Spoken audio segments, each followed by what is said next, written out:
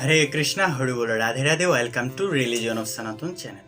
তো আজকে আমি আপনাদের সাথে যে বিষয়টি শেয়ার করবো সেটা হচ্ছে গৌর পূর্ণিমা। গৌর পূর্ণিমা 2024 সালে কবে? গৌর পূর্ণিমা 2024 সালে 25শে মার্চ রোজ সোমবার। আপনারা সবাই অবশ্যই গৌর পূর্ণিমা তিথি পালন করবেন। গৌর পূর্ণিমা তিথিতে গৌরাঙ্গ মহাপ্রভু এই পৃথিবীতে আসেন কলিহত জীবদেরকে উদ্ধার করার জন্য। এখন কথা হচ্ছে এই উপবাসটা আপনি কখন পর্যন্ত থাকবেন? অবশ্যই এই উপবাস গোধূলি সময় পর্যন্ত থাকবেন, অর্থাৎ সন্ধ্যার সময় পর্যন্ত।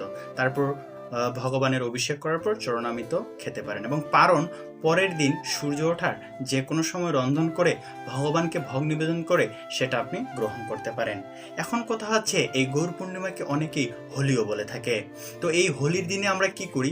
অনেকেই একে অপরকে আবির বা রং মাখিয়ে অনেক মজা করি বা এনজয় করি, কিন্তু আসলে কেন আমরা এনজয় করি এটা কিন্তু আমরা জানি না। যদি আধ্যাত্মিকতার দিকে তাকাই তাহলে দেখা যাচ্ছে যে গৌরাঙ্গ মহাপ্রভু হচ্ছে স্বয়ং রাধা কৃষ্ণের মিলিত তনু, অর্থাৎ তিনি এই কলিহত মানুষদেরকে উদ্ধার করার জন্য এই কলিযুগে আবির্ভূত হয়েছেন।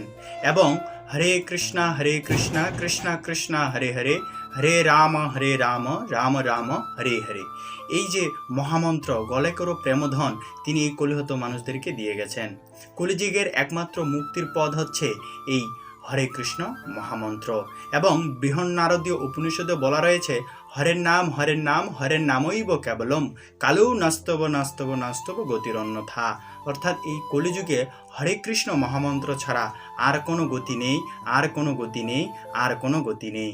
তো আমরা অজান্তেই এই হোলি উৎসবে অনেক এনজয় করি, কিন্তু এনজয়ের মূল কারণটাই হচ্ছে আসলে এই দিনে গৌরাঙ্গ মহাপ্রভু অর্থাৎ স্বয়ং ভগবান যে রাধা কৃষ্ণের মিলিত তনু তিনি এই পৃথিবীতে আসেন এবং আবির্ভূত হন। তো এখন কথা হচ্ছে গৌরাঙ্গ মহাপ্রভুর বাবার নাম হচ্ছে জগন্নাথ মিশ্র এবং মায়ের নাম হচ্ছে সুচি দেবী। গৌরাঙ্গ মহাপ্রভুর বাল্যকালে তার নাম ছিল নিমাই, কারণ তিনি একটি নিম গাছের নিচে হয়েছে। এখন কথা হচ্ছে তিনি আরও হরিদাস ঠাকুর যে রয়েছে যবনকুলে জন্মগ্রহণ করার পরেও গৌরাঙ্গ মহাপ্রভুর অশেষ কৃপায় তিনি কৃষ্ণ প্রেম লাভ করেছেন এবং তিনি দিনে 3 লক্ষ মালা জপ করতেন, 3 লক্ষ নাম জপ করতেন। এবং সেই সময় যে শাসক চাঁদকাজি ছিল তিনিও গৌরাঙ্গ মহাপ্রভুর চরণে আত্মসমর্পণ করেন। কোনো এক সময় গৌরাঙ্গ মহাপ্রভুর যে পার্শ্বদরা ছিল তারা হচ্ছে হরিনাম সংকীর্তন করার জন্য নদিয়ার গ্রামে গ্রামে ঘুরে বেড়াচ্ছিল।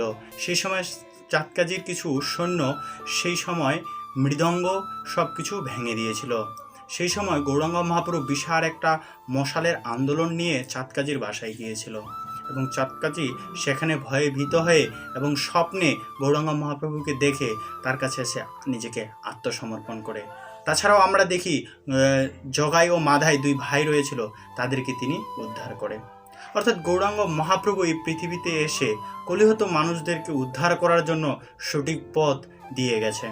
অর্থাৎ কলিহত মানুষদেরকে উদ্ধারের একমাত্র পথই হচ্ছে হরিনাম সংকীর্তন।